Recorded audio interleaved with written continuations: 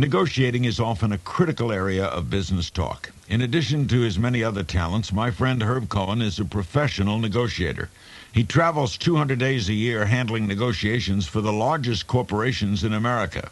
His book, You Can Negotiate Anything, was on the New York Times bestseller list for 9 months and was a bestseller in Australia for 3 years. He was an advisor to Presidents Carter and Reagan on counterterrorism. Herbie knows from negotiating. One of his first and greatest successes came at an early age when we were 9th graders at Bensonhurst Junior High School, ready to move on to Lafayette High.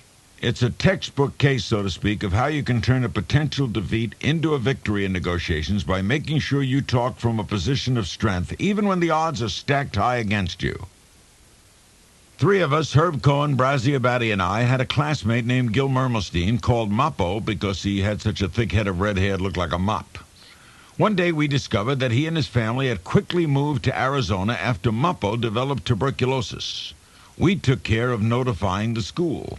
But Herb hatched a scheme where instead of telling them Moppo had moved, we would tell him Moppo died, collect money for flowers, and spend it all on hot dogs and soft drink at Nathan's, our favorite hangout. Unfortunately, our scheme succeeded too well.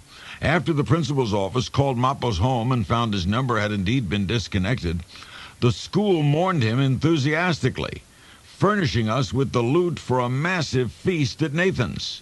But it didn't stop there. The principal, Dr. Irving Cohen, no relation to Herbie, decided to establish the Gil Mermelstein Memorial Award for each year's outstanding student.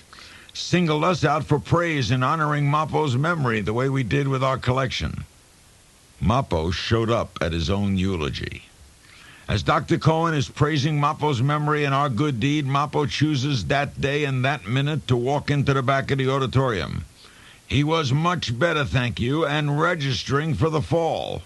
Herbie jumps to his feet, cups his hands to his mouth, and yells, "Moppo, go home, you're dead." Our fellow students, smelling a rat, break up in laughter. Dr. Cohen is not amused. What followed was teenage tension in its blackest moments, but also a triumph in negotiating. Dr. Cohen orders us to his office and proceeds to do the talking. "The 3 of you are suspended for life. You will never graduate. Not this year, not next year, not any year. You have pulled the most despicable act I have ever seen in a school." As Brazzy and I ponder life in prison with no parole, Herbie takes the offensive. He says to the principal, "Wait a minute, Doc. You are making a big mistake." "What'd you say?" "You're really going to kill your career if you do this." Dr. Cohen says, "What do you mean?" Herb continues, "It's true, we won't graduate, but how about you?" Then he moves in for the kill. "If you suspend us, there's going to be a hearing. At the hearing, one of the questions will be why you took the word of 3 13-year-old boys who told you someone was dead. Why didn't you check the story out?" Dr. Cohen says, "We did check." Herbie continues, still brazenly calling him Doc instead of Doctor for his Ph.D. degree. "Shouldn't you have done more than that, Doc? You made one phone call, the operator said the phone was disconnected, and on the basis of that one phone call you wrote deceased on his records? We have a bad disciplinary record already, and you make one phone call?" Then Herb made his closing argument. "Doc, we may be suspended, but you're out of work." Then, after pausing for effect, he says calmly, "Why don't we forget the whole thing?" Herb's negotiations were successful, resulting in a complete victory for all 3 of us, his first clients. Dr. Cohen agreed to forget the incident, and he also let us graduate.